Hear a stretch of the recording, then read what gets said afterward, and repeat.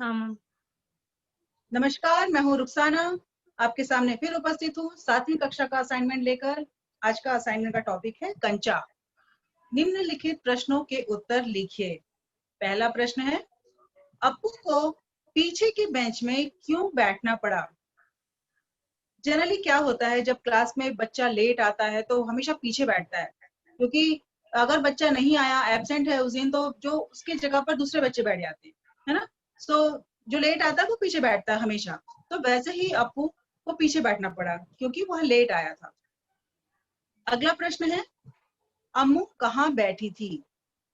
तीसरी बेंच के आखिर में मल्लिका के बाद अम्मू बैठी थी। ठीक है ना। अगले प्रश्न की तरफ हम जाते हैं।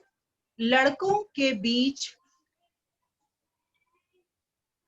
कौन सबसे अच्छा कंचे का खिलाड़ी था? ये तो फेवरेट है बच्चों का।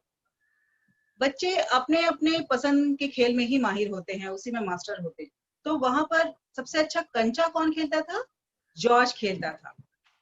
अगला प्रश्न है, दुकानदार शब्द में से मूल शब्द और प्रत्यय अलग करके लिखिए।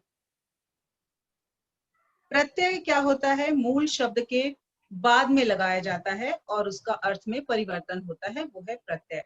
तो यहाँ पर दुकानदार दो शब्दों से बना हुआ है। एक नया शब्द दुकानदार, दुकान और दार दो शब्द है। सो दुकान मूल शब्द है, दार प्रत्यय है, तो दोनों को मिला के क्या बन गया? दुकानदार। अगला प्रश्न है, अप्पू कक्षा में किसे ढूंढ रहा था? अप्पू कक्षा में जॉर्ज को ढूंढ रहा था। क्यों? क्योंकि अप्पू का सारा ध्यान कहाँ था?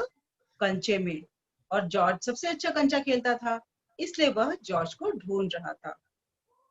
छठवां प्रश्न है, जॉर्ज जीतने के बाद हारे बच्चे को क्या करता था? ये बहुत इंटरेस्टिंग है। जो हारता था उसको सजा तो भुगतनी पड़ती थी, तो यहाँ कंचे खेलने के बाद वो क्या करते थे हारने वाले बच्चों के साथ?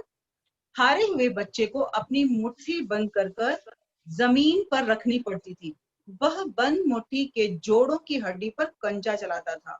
जस्ट सोचो आप, कितने जोर से लगेगी, है ना, हाथ में, वैसे वो खेलते थे। सातवां प्रश्न है, मास्टर जी ने लड़के के बारे में क्या अनुमान लगा लिया? लड़के के मन में तो कंचा था। सो लड़का का मतलब कौन? लड़का कौन यहाँ पर? अप्पू। अप्पू का मन क्लास में बिल्कुल भी नहीं था, उसका सारा ध्यान कहीं और था, और इस बात का अनुमान मास्टर जी ने लगा लिया। आठवां प्रश्न है, मास्टर जी अपनी सफलता किसमें मान रहे थे? प्रश्न का उत्तर मन से निकलवाने में। जैसे अगर कोई मास्टर जी कोई भी टीचर कक्षा में पढ़ाते हैं और उसका आंसर बच्चे देते हैं, तो उसमें टीचर को लगता है कि हाँ, हमने जो पढ़ाया, हमारी सफलता इसी में है। कि अगर बच्चे अपने मन से उत्तर दें, बच्चे कक्षा में उत्तर दें, तो लगता है कि हाँ, हमने जो पढ़ाया वो बच्चों तक पहुंच गया है। सो ये था आज का असाइनमेंट। धन्यवाद।